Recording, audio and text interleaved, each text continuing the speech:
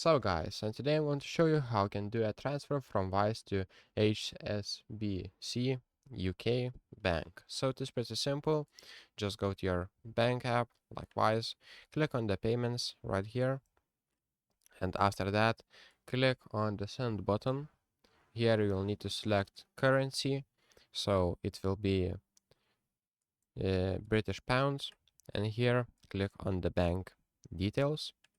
Here select who's your recipient, and after that you'll need to select if it is local bank, so select local bank, enter UK sort code, enter full name of account holder, account number, their email, but it is optional, and that's pretty much it.